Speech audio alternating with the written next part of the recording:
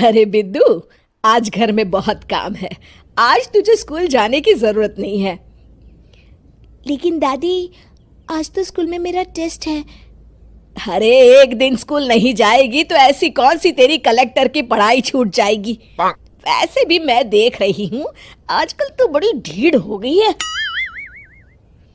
अपनी दादी की बातें सुनकर बिंदु नाराज हो जाती है। तभी उसकी माँ कहती है, अरे बिंदु, इतनी छोटी बात पे मुंह फुलाने की क्या जरूरत है। दादी बिल्कुल सही कह रही हैं। लड़कियों को तो घर के काम काज सीखना चाहिए।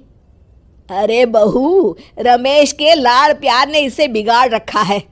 कम से कम तू तो मेरी बात समझती है। अच्छा, मेरी पूजा का समय हो गया है, मैं पूजा करने जा रही हूँ। इतना कहकर रमेश की माँ वहां से चली जाती है।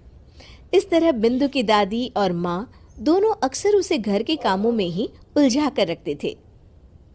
कुछ दिनों के बाद राजू और बिंदु के 10वीं के रिजल्ट्स आते हैं। दोनों बच्चे दादी को अपना अपना रिपोर्ट कार्ड दिखाते हैं। शाबाश मेरे लाल, तू तो बड़े अच्छे नंबरों से पास हुआ है। तभी बिंदु कहती है, दादी मैं भी अच्छे नंबरों से पास हुई हूँ। रमेश की माँ बिंदु को अनदेखा करते हुए कहती है, हाँ हाँ ठीक है, अभी यहाँ खड़ी क्या कर रही है, सुन लिया मैंने। जाकर मेरे लिए चाय बना कर लिया। बिंदु उदास होकर चाय बनाने किचन में चली जाती है। तभी राजू कहता है, दादी मैं क्रिकेट के कोचिंग सेंटर में एडमिशन लेना चाहता हूँ। अरे वाह राजू बेटा, ये तो तूने बड़ी अच्छी बात कही। तू कल ही अपना एडमिशन करा ले, जितनी भी फीस होगी मैं दे दूंगी। अरे एक दिन मेरा पोता विराट कोहली बनेगा।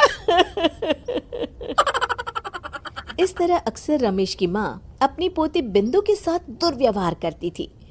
कुछ दिनों के बाद रमेश की माँ और उसकी पत्नी दोनों सास बहू मिलकर राजू का एडमिशन अच्छे स्कूल में करवा देते हैं, लेकिन बिंदु का एडमिशन नहीं करवाते।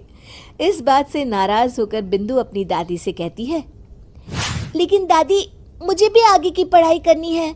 अरे क्या करेगी आगे की पढ़ाई लिखाई करके, हैं? आज से ये पढ़ाई का भूत अपने दिमाग से उतार दे।